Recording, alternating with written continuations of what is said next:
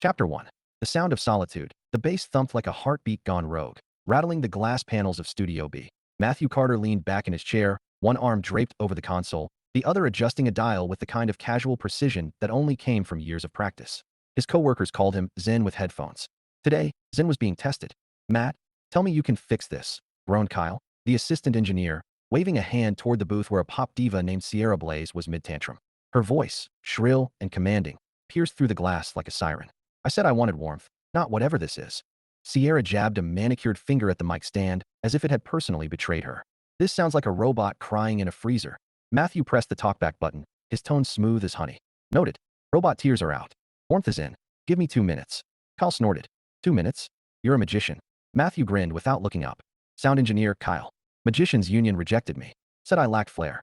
He twisted a few knobs, adjusted the EQ, and let Sierra stew in her own drama. The studio smelled faintly of coffee and ambition, two things Matthew respected, though one more than the other. He loved this job, loved the chaos, the creativity, the way sound could be bent and shaped like clay. It was predictable in a way people never were. "Matt," Kyle whispered, leaning closer. "How do you stay so calm? If she yelled at me like that, I'd cry." Matthew shrugged. "She's paying for perfection. I'm just the guy who makes perfection sound less frozen." Kyle chuckled, then lowered his voice conspiratorially. "So, you coming to trivia night later? The gang's counting on you." "Depends," Matthew said, sliding a fader down. "Are we still pretending that last week's loss was because of technical difficulties?" Kyle winced. "Hey, the Wi-Fi went out." Matthew shot him a look. "We were playing in person." Before Kyle could retort, Sierra's voice cut through the speakers again. "Matthew, darling, tell me you've saved my song." Matthew pressed the button, his voice calm, teasing. "Darling, your song is now warmer than a summer afternoon in Miami. Ready when you are." Sierra preened, satisfied, and Matthew leaned back, letting the music fill the room. For a moment, he closed his eyes, feeling the rhythm pulse through him. This was his sanctuary. No drama he couldn't mute. No heartbreak he couldn't drown in sound. But as the track played, his phone buzzed against the console. A text from Mom. "Dinner tonight. Don't be late. Surprise guest." Smiling face with smiling eyes. Matthew stared at the screen, jaw tightening. Surprise guest. Translation, another blind date. He could almost hear his mother's voice, sweet and insistent. "You're 30 next year, Matthew. Don't you want someone to share your life with?" He sighed, locking the phone without replying. He wasn't opposed to sharing his life. He just didn't believe in chasing fairy tales anymore. Love, in his experience, was a melody that started sweet and ended in static. Kyle noticed the flicker of irritation. "Trouble. Just Mom," Matthew said lightly. "She's on a mission." Kyle smirked. "Mission? Get Matt married?" "Pretty much." Matthew adjusted another dial, his tone dry. "She's relentless. If she were in sales, she'd own the company." Kyle laughed, but Matthew's mind drifted, unbidden, to a memory he hated revisiting. A Saturday morning, 5 years ago. A breakfast table. A ring sliding off a finger that wasn't his anymore. He pushed the thought away like static on a track. "Not today." "All right," he said, forcing a grin. "Let's make Sierra sound like the goddess she thinks she is." Kyle saluted. "Yes, sir." As Sierra launched into her chorus, Matthew focused on the music, letting it drown out everything else. The buzzing phone, the ghosts of old heartbreak, the nagging thought that maybe, just maybe, his mother's mission wasn't entirely misguided. Chapter 2. Echoes of the past. Matthew Carter hated surprises. Not the good kind. The kind that came in the form of unexpected royalty checks or free studio gear. No, he hated the kind that arrived via text message from his mother with a smiley face attached. "Dinner tonight. Don't be late. Surprise guest." Smiling face with smiling eyes, he stared at the message again as he walked down the narrow street toward his apartment, the late autumn air crisp enough to sting his cheeks. Surprise guest. Translation, another blind date. His mother had been relentless since his 29th birthday, as if the number itself were a ticking clock she could hear in her sleep. Matthew shoved his phone into his pocket and tried to focus on the rhythm of his steps. He liked his life. He liked his work. He liked his friends. He didn't need a stranger over pot roast to validate his existence. But the text had stirred something else, something heavier. A memory, sharp and unwelcome, clawed its way to the surface. Flashback, 5 years ago. It was supposed to be romantic. That was the whole point. Matthew had driven 3 hours on a whim, grinning like an idiot the entire way, imagining the look on her face when he walked through the door. Emma loved surprises. She'd told him that 100 times. "You make life exciting, Matt," she'd say, kissing his cheek. He parked outside her parents' house, the familiar white porch glowing in the morning sun. He could smell pancakes before he even knocked. Perfect. Her family adored him. They treated him like one of their own. He pictured Emma's smile, the way her eyes crinkled when she laughed. The door opened, and for a split second, everything was exactly as he imagined. Warm light, clinking dishes, laughter. Then his gaze landed on the man sitting at the table. Tall, confident. His hand wrapped around Emma's like it belonged there. Matthew froze. The laughter died. Emma's mother went pale. Her father cleared his throat, but no sound came out. Emma's eyes widened. guilt flooding her face like a confession without words. Matthew didn't shout, didn't demand an explanation. He simply stepped forward, reached for her hand, and slid the ring off her finger. The diamond caught the sunlight one last time before disappearing into his pocket. Nobody spoke. Not Emma. Not her family. Not the stranger who had stolen the future Matthew thought was his. He turned and walked out, the sound of his own heartbeat louder than any goodbye. Present day, Matthew blinked hard, forcing the memory back into its box. 5 years, and it still felt like yesterday. He'd learned something that day. Loyalty was fragile, and trust was a luxury. Even his mother had proven that when she stayed friends with Emma's family. He never yelled, never fought. He just stopped trusting her the way a son should. His phone buzzed again. A second text from Mom. Made your favorite dessert. Don't be late. Matthew exhaled slowly, unlocking his apartment door. Inside, the familiar clutter greeted him. Vinyl records stacked like uneven towers, a guitar leaning against the couch, cables coiled on the coffee table. His sanctuary. He tossed his jacket aside and collapsed onto the couch, staring at the ceiling. He could skip dinner, claim a late session at the studio, but that would only buy him time. His mother wasn't giving up. She believed in love like it was a religion. Matthew wasn't sure he believed in anything anymore. His phone rang this time, Kyle's name flashing on the screen. Matthew answered with a groan. Tell me you're calling to cancel trivia night. Kyle laughed. Nope. Calling to remind you. 8 o'clock. And don't bail, man. We need your brain. Matthew smirked. My brain's tired. Your brain's fine. You just need beer and bad questions. Trust me. Matthew hesitated. Can't. Mom's dinner. Kyle whistled. Mission. Get Matt married continues. Apparently. Who's the lucky victim this time? No idea. Surprise guest. Kyle chuckled. You know, one of these days, you're gonna thank her. Matthew snorted. Sure. Right after I thank gravity for keeping me grounded. Kyle laughed again. All right, bro, good luck surviving the ambush. Text me if you need an extraction. Extraction might be necessary, Matthew muttered, ending the call. He sat there for a long moment, staring at the muted TV screen. Outside, the city hummed with life, couples strolling hand in hand, laughter spilling from cafes. Matthew wondered if he'd ever feel that again. Not the hand-holding, the laughter, the certainty that someone was his and only his. He shook his head, pushing the thought away. Love wasn't a melody you chased. It was something that revealed itself quietly, patiently. At least, that's what he told himself. Tonight, he'd endure dinner, smile politely, make small talk with whoever his mother had chosen. And then he'd come home, back to his music, back to the one thing that never betrayed him. Chapter 3. The Unexpected Harmony. The coffee shop smelled like roasted ambition and burnt dreams, Matthew's favorite kind of place. It was tucked between a vinyl store and a florist, the kind of cozy spot where indie musicians scribbled lyrics on napkins and college kids pretended to study while plotting world domination. Matthew pushed through the door, the bell chiming overhead. He needed caffeine before heading back to the studio for Sierra Blaze's encore of diva drama. The line was short, which was rare for a Saturday morning. He stepped up to the counter, scanning the chalkboard menu like it held the secrets of the universe. Double espresso, he said to the barista, sliding his card across the counter.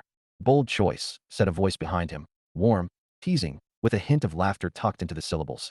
Matthew turned, and there she was. Harper Lane. He didn't know her name yet, but he'd remember her face. Tousled chestnut hair pulled into a messy bun, oversized sweater that looked like it had stolen comfort from the gods, and eyes, sharp, curious, like they were always 2 steps ahead of the conversation. Bold. Matthew raised an eyebrow. It's coffee, not skydiving. She grinned. Depends on how many you've had. Anything past 3 and you're basically free-falling. Matthew smirked. Noted. I'm only on 2, so technically I'm still on the plane. Good, she said, stepping up beside him. Wouldn't want you crashing into the pastry case. He chuckled, turning back to the counter as the barista handed him his cup. Thanks. Harper ordered next, something elaborate involving oat milk, caramel drizzle, and a sprinkle of cinnamon for the vibe. Matthew pretended not to listen, but he was already amused. As they waited, Harper glanced at him again. You look like someone who works with sound. Matthew blinked. That's oddly specific. She shrugged, smiling. You've got that calm but focused energy, like you're always tuning something in your head. Matthew tilted his head, impressed. You're not wrong. Sound engineer. Her smile widened. Called it. I'm Harper. She extended a hand, and he shook it, her grip firm and warm. Matthew. Nice to meet you, Matthew the sound engineer. She leaned against the counter, eyes sparkling with mischief. So, do you make people sound better than they actually are? Every day, he said dryly. It's my superpower. Good to know, Harper said, accepting her drink from the barista. Maybe you can fix my voice sometime. Matthew raised an eyebrow. Singer, songwriter, she corrected, then added with a grin. An occasional singer when I can't find anyone brave enough to tackle my lyrics. Matthew chuckled. Lyrics too scary for the masses. Too honest, she said, her tone softening for a beat before the playful edge returned. But hey, honesty sells, eventually. He nodded, intrigued despite himself. There was something about her. Unfiltered, confident, like she carried her own soundtrack wherever she went.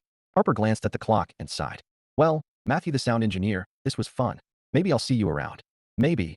he said, watching her head for the door, her sweater swaying like a punctuation mark at the end of a sentence he wasn't ready to finish.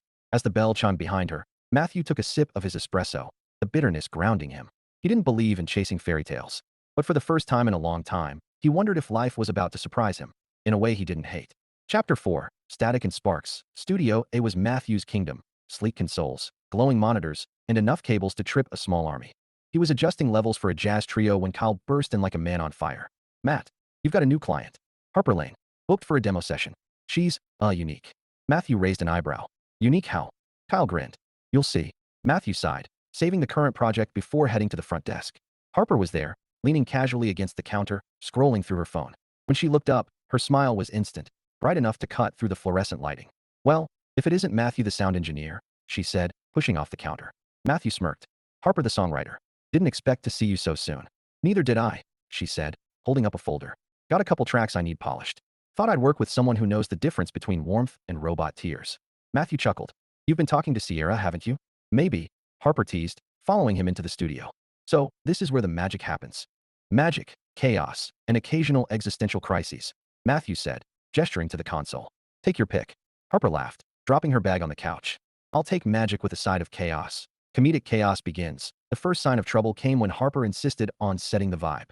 "We need fairy lights," she declared, rummaging through her bag. "And maybe a candle." Matthew blinked. "A candle? In a soundproof room?" "It's for the energy," Harper said, plugging in a string of lights like she owned the place. "You can't record art in fluorescent lighting. It kills the soul." Matthew leaned against the console, amused. "Pretty sure the soul survives LED." "Not mine," Harper shot back, arranging the lights around the mic stand. "Trust me, this matters." Kyle popped his head in, eyes widening at the transformation. Matt, are we redecorating?" "Apparently," Matthew said dryly. "Harper's vibe demands it." Harper grinned. "You'll thank me when the track sounds like heaven." The first take. Once the lights were up and Harper had adjusted her energy, she stepped into the booth, headphones on, guitar slung across her shoulder. Matthew watched through the glass as she tuned the strings, her movements fluid, confident. "Ready?" he asked, pressing the talkback button. "Born ready," she said, flashing a grin. The first chord rang out, warm, rich, like honey poured over gravel. Matthew's fingers danced across the console, adjusting levels, smoothing edges. Then Harper started singing, and for a moment, the room felt smaller, like her voice had filled every corner. But halfway through the chorus, disaster struck. The fairy lights flickered, then popped, plunging the booth into semi-darkness. Harper yelped. "What the Matt? Did you just kill my vibe?" Matthew bit back a laugh. "Not me." The lights staged a rebellion. Kyle snorted from the doorway. "Guess the soul couldn't handle the voltage." Harper groaned, fumbling for her phone flashlight. "Okay, fine. No lights. But if this track sounds sad, it's on you." Matthew grinned, hitting record again. "Deal." Chemistry in the chaos, as Harper sang. Matthew found himself leaning closer to the glass, drawn in by the raw honesty in her lyrics. They weren't polished or sugar-coated. They were real, like someone had carved pieces of her heart into words. When the take ended, Harper pulled off her headphones, breathless but smiling. "So, did we make magic?" Matthew hesitated, then nodded. "Yeah, magic with a side of chaos." Harper laughed, stepping out of the booth. "My specialty." Matthew handed her a water bottle, their fingers brushing for a split second, just enough to send a spark through the air. Harper noticed. So did Matthew. Neither said a word. Instead, Harper grinned. "Same time next week?" Matthew smirked. "If the lights survive." Chapter 5. Friends with Opinions. The pub was loud, crowded, and smelled faintly of fried food and nostalgia. Matthew sat at a corner table nursing a beer, watching his friends argue over trivia questions like their lives depended on it.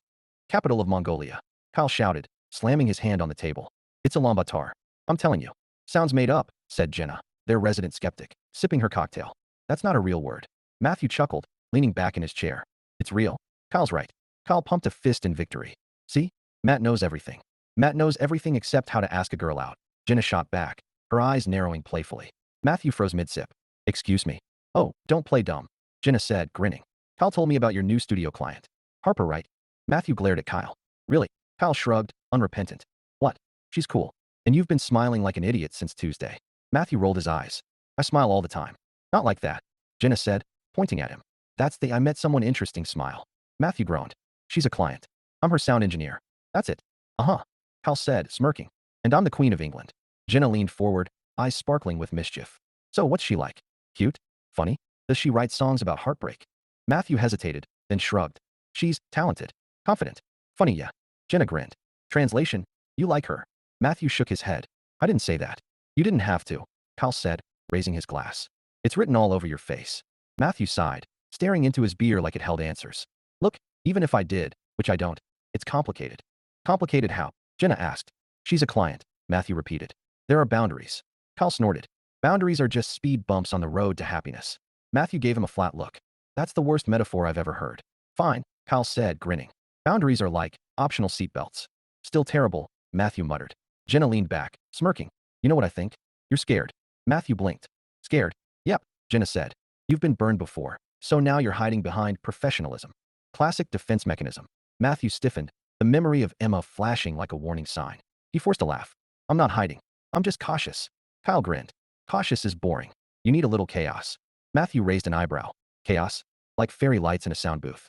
Kyle laughed. Exactly. She sounds fun. You need fun. Jenna tapped the table. So here's the deal. Next session, you ask her out.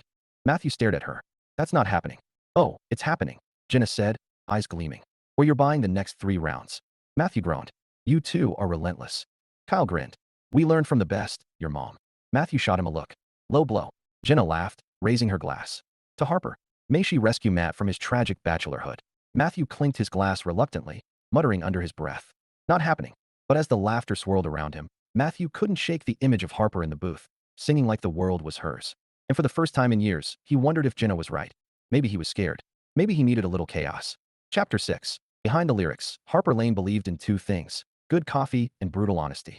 Everything else, love, stability, 5-year plans, felt like myths people clung to so they wouldn't drown in uncertainty. She tried believing once. It ended with her heart in pieces and her favorite guitar smashed against a wall during an argument that started with "you never listen" and ended with "we're done." That was 6 months ago. She'd sworn off serious relationships after that. No more grand gestures. No more promises carved in stone. Just music, gigs, and the occasional fling that didn't require emotional CPR. Her apartment reflected that philosophy, organized chaos. Vinyl records stacked on the floor, lyric sheets taped to the fridge, and a couch that had seen better decades. Harper sat cross-legged on that couch now, scribbling lines in her notebook while her roommate, Tessa, paced the living room like a motivational speaker on caffeine. You need to get back out there, Tessa declared, pointing dramatically with a spoon still dripping yogurt. You're too young to be a hermit. Harper didn't look up. I'm not a hermit. I'm a songwriter. Same thing, Tessa said, flopping onto the armchair. You sit in dark rooms and talk to yourself. Harper smirked. It's called creating art. It's called avoiding men, Tessa shot back. Which, by the way, is a crime against humanity because you're hot. Harper rolled her eyes. Thanks for the pep talk, but I'm good. Tessa leaned forward, eyes gleaming. What about that guy at the studio? Matthew right. Harper froze for half a second before masking it with a shrug. He's professional. Oh, please, Tessa said, grinning like a cat with secrets. You've mentioned him 3 times this week. I mentioned his skills, Harper said, underlining a lyric. He's good at what he does. And what else does he do? Tessa teased, waggling her eyebrows. Harper laughed, tossing a pillow at her. You're ridiculous. Ridiculously right, Tessa said, catching the pillow. Come on, Harp. You've been single for half a year. You deserve some fun. Harper sighed, staring at the half-finished lyric on the page. Quiet hearts don't stay quiet forever. She didn't know why Matthew kept popping into her head. The way he stayed calm in chaos. The dry humor that slipped into his words like secret notes in a melody. He wasn't flashy or loud. He was steady. And maybe that was why he scared her a little. I'm not looking for fun, Harper said finally, closing the notebook. I'm looking for, I don't know, something that doesn't end in twisted metal. Tessa blinked. That's oddly specific. Harper smirked. Long story. Well, Tessa said, standing and tossing her spoon in the sink. Maybe Matthew's the kind of guy who drives carefully. Harper laughed, shaking her head. You're impossible. And you're intrigued, Tessa sang, disappearing into the kitchen. Harper stared at the lyric again, tapping her pen against the page. Quiet hearts don't stay quiet forever. Maybe hers was starting to hum again. Chapter 7. The almost date. The text came late Friday night, just as Matthew was finishing a mix for a local band. Hey sound guy, playing a set tomorrow at the Velvet Room. You should come. No pressure. Harper. Matthew stared at the message, thumb hovering over the screen. No pressure? That was a lie. Pressure was practically screaming from every pixel. He typed back before he could overthink. Wouldn't miss it. The Velvet Room, Saturday night. The Velvet Room buzzed with life. Dim lights, velvet curtains, and the hum of conversation blending with the clink of glasses. Matthew pushed through the crowd, feeling oddly out of place without his usual console and cables. He spotted Harper near the stage, tuning her guitar, her messy bun replaced by loose waves that framed her face like a secret she wasn't telling. She looked up, and her smile hit him like a chord he didn't know he needed. You came, she said, hopping off the stage. Wouldn't miss it, Matthew replied, trying to sound casual while his pulse played double time. Harper grinned. Good. I need someone to keep me grounded. My roommate's already planning my Grammy speech. Matthew chuckled. Ambitious. She's relentless, Harper said, rolling her eyes. Come on, I'll get you a drink before I go on. They squeezed through the crowd to the bar, Harper ordering something colorful while Matthew stuck to a beer. The conversation flowed easily. Music, bad gigs, Harper's obsession with cinnamon oat lattes, Matthew's horror stories of diva meltdowns. So, Harper said, sipping her drink, do you ever get tired of fixing other people's sound? Matthew shrugged. Sometimes. But then someone walks in with something real, and it reminds me why I do it. Harper tilted her head, studying him. You like real, doesn't everyone? Matthew asked. Not really, Harper said softly, her eyes holding his for a beat too long. Most people like easy. Matthew felt the weight of her words settle between them, heavier than the music pulsing in the background. He wanted to ask what she meant, but the stage lights flickered, and Harper groaned. That's my cue, she said, touching his arm lightly, a spark that shot straight through him. Don't leave before I'm done. Not a chance, Matthew said, watching her walk away, guitar in hand, like she owned the room without trying. Harper's voice was a storm wrapped in velvet, raw, honest, pulling the crowd in like gravity. Matthew stood near the stage, every lyric threading through him like it was written for someone who'd forgotten how to believe. Then came the last song. Quiet hearts don't stay quiet forever. Matthew froze. He'd heard that line before, on her notebook, in her apartment, in the way she looked at him like she knew something he didn't. The applause was thunderous, but Matthew barely heard it. Harper stepped off the stage, breathless and glowing, and before he could think, he said, that last song, it was incredible. Harper smiled, a little shy for the first time. Thanks. It's kind of personal. Matthew wanted to ask if it was about him. He wanted to say something that mattered. But before he could, chaos struck. Harper. Tessa barreled through the crowd like a glitter-covered hurricane, waving a phone. You were amazing. Also, your ex just liked your Instagram post. Harper groaned. Seriously? Matthew blinked. Ex. Tessa grinned at Matthew like she'd just discovered buried treasure. Oh, you must be Matthew. The sound got. Matthew opened his mouth, but Harper cut in, cheeks flushed. Tessa, maybe don't. Oh, relax, Tessa said, oblivious. He's cute. You should totally date him. Matthew choked on his beer. Harper looked like she wanted the floor to swallow her whole. Okay, Harper said, grabbing Tessa by the arm. We're leaving. Now. She shot Matthew an apologetic smile as she dragged her roommate away. Rain check. Matthew managed to grin. Definitely. And just like that, she was gone, leaving Matthew standing in a sea of laughter and music, wondering when his life had turned into a rom-com with terrible timing. Chapter 8. Interference frequency. Matthew was halfway through mixing Harper's latest track when the studio door burst open like someone had kicked it for dramatic effect. He spun around, expecting Kyle with another emergency. Instead, he saw his mother, Linda Carter, armed with a Tupperware container and a smile that could power a small city. Matthew, she sang, sweeping into the room like she owned the place. I brought lunch. Matthew blinked. Mom? What, how, why? Linda set the container on the console, ignoring the blinking monitors. You've been working too hard. You need real food. And company. Matthew pinched the bridge of his nose. Mom, this is a professional studio. You can't just, oh, nonsense, Linda said, waving him off. I raised you here practically. Remember when you used to play with the drum kits? That was one time, Matthew muttered, glancing at the door like he could will her out of it. Before he could usher her out, Harper walked in, guitar case slung over her shoulder. She froze mid-step, eyes darting between Matthew and Linda. Oh, Harper said slowly. Am I interrupting? Linda's face lit up like Christmas morning. You must be Harper. Matthew's told me all about you. Matthew choked. I what? Harper blinked, amused. Has he? Oh yes, Linda said, clasping her hands. He said you're talented and funny, and, what was the word? Refreshing. Matthew felt his soul leave his body. Mom. Harper's lips curved into a grin. Refreshing, huh? Matthew groaned. Ignore her. Please. Linda ignored him entirely, turning to Harper with the enthusiasm of a game show host. Do you like pot roast? I brought extra. Harper laughed, setting her guitar down. That's very generous. Kyle chose that exact moment to pop his head in, eyes widening at the scene. Whoa, family reunion. Not helping, Matthew hissed. Kyle grinned. Oh, I'm helping. This is gold. Linda perched on the couch like royalty, chatting with Harper about music, cinnamon lattes, and Matthew's childhood piano recitals. Matthew sat at the console, silently dying. Mom, he said finally, voice tight. We're working. Oh, don't mind me, Linda said, waving a hand. I'll just sit here and cheer you on.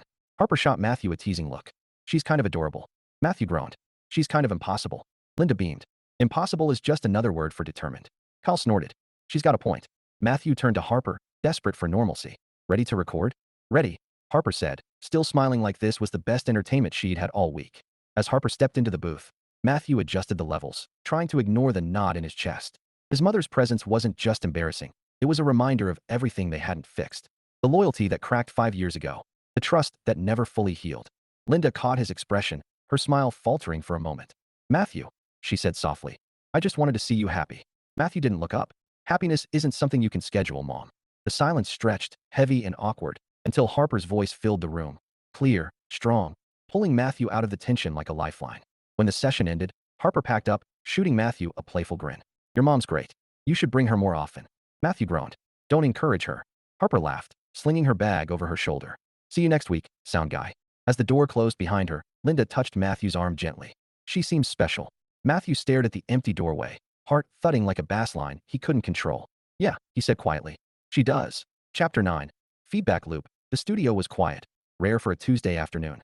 Matthew sat at the console, Harper perched on the edge of the couch, her guitar resting against her knee. They'd finished recording an acoustic track, but neither had moved to leave. The silence between them wasn't awkward. It was charged. Harper broke it first. You ever wonder why people write love songs? Matthew glanced up, surprised. All the time. And, she pressed, eyes curious. He shrugged, leaning back in his chair. Because they're chasing something they can't hold. Or trying to keep something they already lost. Harper tilted her head, studying him. That's kind of sad. Matthew gave a dry smile. Truth usually is. She hesitated, then said softly. You don't believe in it, do you? Love. Matthew stared at the blinking lights on the console, the hum of equipment filling the space where words should go. Finally, he said, I used to. Harper waited, patient, like she knew there was more. Matthew exhaled slowly. 5 years ago, I thought I had it figured out. High school sweetheart, college plans, the whole picture-perfect future. Then one Saturday morning, I walked into her parents' house and found her holding someone else's hand. Harper's breath caught. Matthew. He shook his head. No yelling. No drama. I just took the ring back and left. Haven't looked back since.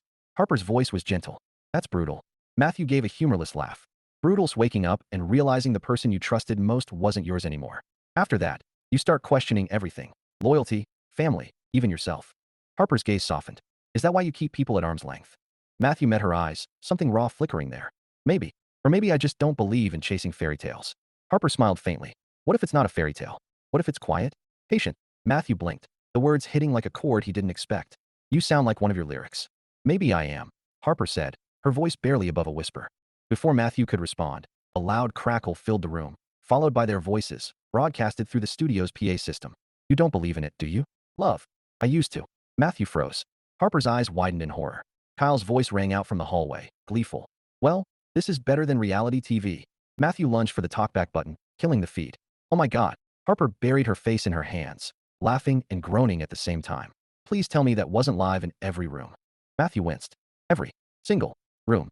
Kyle popped his head in, grinning like a man who'd just won the lottery. So, you two want to keep going? Or should I grab popcorn? Matthew glared. Out. Kyle saluted and vanished, still laughing. Harper peeked up, cheeks flushed, but smiling. Well, guess the vibe's not a secret anymore. Matthew chuckled, rubbing the back of his neck. Yeah, subtlety's dead. Harper's eyes met his, warm and unguarded. Maybe that's not a bad thing. Matthew didn't answer, not with words. But the look he gave her said everything. Chapter 10. Crescendo. Matthew wasn't expecting the song. He thought Harper was coming in for another demo session, maybe to tweak the bridge on her last track. Instead, she walked into Studio A with her guitar and a look that made his pulse skip like a scratched vinyl. I wrote something, she said, setting her case down. It's new. Matthew raised an eyebrow. New as in finished, or new as in still bleeding? Harper smiled faintly. A little of both. She stepped into the booth without another word, slipping on the headphones like armor. Matthew adjusted the levels, curiosity gnawing at him. When the first chord rang out, he froze. It was soft, deliberate, like the opening of a door you weren't sure you should walk through. Then Harper's voice followed, low and steady. Quiet hearts don't stay quiet forever. They hum in the dark, waiting for someone to listen. And if you're patient, if you're brave, you'll hear the melody that saves you. Matthew's breath caught. The lyrics weren't just words. They were a mirror. Every line felt like it had been carved from the conversation they'd had days ago, the one that accidentally broadcasted to half the building. He sat there, hands hovering over the console, forgetting to breathe. When the last note faded, Harper lowered her guitar, eyes meeting his through the glass. No smile this time. Just a question hanging in the air, unspoken but deafening. Matthew hit the talkback button, his voice rougher than he intended. Harper. That was personal, she offered, stepping out of the booth. Yeah, he said quietly. Very. She walked toward him, slow, deliberate, like every step was a verse. You inspired it, she said simply. Matthew blinked. Me? Harper nodded, her gaze steady. You said love should reveal itself quietly, patiently. I couldn't stop thinking about that. Matthew swallowed hard, the weight of her words pressing against the walls he'd built for years. Harper. She stopped in front of him, close enough for him to smell the faint trace of cinnamon from her coffee habit. You don't have to say anything, she whispered. I just wanted you to know. Matthew stared at her, every instinct screaming to keep the distance. But his heart had other plans. Slowly, he reached out, fingers brushing hers. The spark was instant, electric, Like the first note of a song you know will change everything. Harper, he said softly, I don't know where this goes, but I want to find out. Her smile was small, but it lit up the room. Me too. And then, because the universe had a twisted sense of humor, the studio door slammed open. Kyle stood there, holding a box of donuts like a peace offering. Hey, lovebirds, he announced. Thought you might need sugar for all that tension. Matthew groaned, dropping Harper's hand like it was on fire. Kyle. Kyle grinned, oblivious. Seriously though, that song? Fire. Can we release it as a single called Math's Redemption Arc? Harper laughed, cheeks flushed. Not a chance. Kyle winked. Fine, but I'm still taking credit for the vibe. Matthew buried his face in his hands. Harper just laughed harder, the sound like sunlight breaking through clouds. Chapter 11. Distorted Signals. Matthew had been riding a quiet high since Harper's song. Like someone had turned the volume up on a part of his life he thought was permanently muted. They'd been texting more, sharing playlists, even joking about Kyle's donut diplomacy. For the first time in years, Matthew felt hopeful. Until today, he was in the studio, prepping for a late session, when he heard voices in the hallway. Harper's voice, warm, familiar, followed by another, deeper male. Matthew frowned, glancing toward the door just as it opened. Harper stepped in, smiling, with a man trailing behind her. Tall, sharp suit, the kind of confidence that came with knowing you belonged everywhere. Harper introduced him casually. Matthew, this is Ryan. Ryan. The name hit like static. The ex. The one Tessa had blurted about at the gig. Matthew forced a polite nod, masking the sudden knot in his chest. Hey. Ryan extended a hand, all charm. Good to meet you. Harper's told me you're the best in the business. Matthew shook his hand, grip firm but cool. I try. Harper, oblivious to the tension, said. Ryan just wanted to talk about some old stuff. Closure, you know? We'll be quick. Closure. The word echoed like feedback in Matthew's head. He nodded stiffly, turning back to the console as they stepped out. His hands moved automatically, adjusting levels, but his mind was a storm. Closure. Laughing together in the hallway. Her ex liking her posts. It all stacked up like bad harmonies. Maybe he'd misread everything. The song, the smiles, the sparks. Maybe Harper was just passing time until something familiar felt safe again. The pullback. By the time Harper returned, Matthew had built his walls back up. He kept his tone professional, his smile polite but distant. Ready to record? He asked, voice flat enough to sound like a stranger's. Harper blinked, thrown by the shift. Yeah. The session was efficient, clinical. No teasing, no laughter, no lingering glances. Just work. Harper tried twice to break the ice, commenting on a lyric, joking about Kyle, but Matthew didn't bite. When they finished, he packed up quickly, avoiding her eyes. Thanks for coming in, he said, already reaching for the door. Harper hesitated, confusion flickering across her face. Matthew, did I do something? He froze for half a second, then shook his head. No, just busy. It was a lie, and they both knew it. But Harper didn't push. She just nodded slowly, her smile dimming like a light fading out. Matthew watched her leave, the sound of the door closing louder than any track he'd ever mixed. He sat there in the empty studio, staring at the console, wondering why the hell his chest felt like someone had ripped out the rhythm. Chapter 12. Perfect mix. The studio was empty when Matthew walked in, quiet, still, like it was holding its breath. He dropped his bag by the console, trying not to think about the hollow ache that had settled in his chest since Harper left last week. He'd convinced himself he was doing the right thing, keeping things professional, avoiding complications. But the silence felt heavier than any soundproof wall. He powered up the monitors, ready to drown himself in work, when the door opened.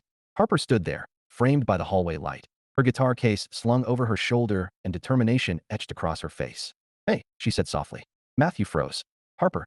She stepped inside, closing the door behind her. I wrote something. For you. Matthew blinked. For me. Harper nodded, setting her case down. You said love should reveal itself quietly, patiently. I couldn't stop thinking about that. So, I finished the song. Before he could respond, she was in the booth, headphones on, guitar in hand. Matthew sat at the console, heart pounding like a kick drum as her voice filled the room. Quietly, patiently. I waited for the sound of something true. Not loud, not perfect, just steady, just you. Matthew gripped the edge of the console, every word hitting like a note he didn't know he needed. When the last chord faded, Harper lowered her guitar, eyes meeting his through the glass. No smile, no teasing, just raw honesty. He hit the talkback button, voice rough. Harper, that was me, she said simply, stepping out of the booth. That's me. And if you think I'm running back to Ryan, you're wrong. He wanted closure. I gave it to him, because I'm done looking backward. Matthew swallowed hard, guilt twisting in his chest. I know what you thought, Harper said, moving closer. But you didn't ask. You just pulled away. Matthew exhaled, the weight of his own fear crashing down. I was scared, he admitted. Scared of getting hurt again. Scared of believing in something that could break. Harper stopped in front of him, close enough for him to feel the warmth of her presence. Matthew, she whispered. Everything breaks eventually. That's life. But some things are worth the risk. He stared at her, every wall he'd built crumbling like bad acoustics. Slowly, he reached out, fingers brushing hers. She didn't pull away. Instead, She laced her fingers through his, grounding him like the perfect mix he'd been chasing all his life. Harper, he said softly, I want this. I want you. Her smile was small but radiant. Then stop overthinking and kiss me. Matthew didn't need a second cue. He closed the distance, his lips meeting hers in a kiss that was soft at first, tentative, like a new melody finding its rhythm. Then deeper, surer, like a chorus that had been waiting all along. The door creaked open mid-kiss. Kyle's voice rang out, gleeful. Called it. Pay up, Jenna. Matthew groaned against Harper's lips. Harper laughed, pulling back just enough to whisper, You owe them money? Long story, Matthew muttered, kissing her again anyway. Kyle hooped from the doorway. Best studio session ever. Chapter 13. Encore, 6 months later, Studio A looked different. Not because of the equipment, Matthew still kept everything immaculate, but because of the vibe. There were fairy lights strung along the back wall now, a permanent fixture thanks to Harper's insistence. Matthew had pretended to hate them at first. He didn't anymore. Harper sat cross-legged on the couch, laptop balanced on her knees, humming as she typed lyrics. Matthew was at the console, tweaking levels for a track they were co-producing. Their easy rhythm had become second nature, like two instruments tuned to the same key. You're flat, Matthew said without looking up. Harper gasped dramatically. Excuse me. You're humming, he clarified, smirking. Not your personality. Harper tossed a pillow at him. You're lucky you're cute. Matthew caught the pillow, grinning. You're lucky I'm patient. Harper rolled her eyes. Quietly, patiently, huh? Still your motto. Still works.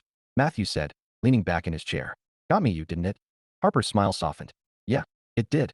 Hal barged in without knocking. Some things never changed. Okay, lovebirds, quick question. Are you naming the album Matt and Harp's greatest hits, or how to make Kyle jealous? Harper laughed. Neither. We're calling it Static and Sparks. Kyle groaned. Fine, but I want liner note credit for emotional support. Matthew smirked. You mean interference? Kyle grinned. Same thing. Harper shook her head, amused. You're impossible. Kyle winked. And yet, you keep inviting me to trivia night. Matthew groaned. Don't remind me. Jenna still owes me $20. When Kyle left, Harper set her laptop aside and crossed the room, sliding her arms around Matthew from behind. You know, she murmured.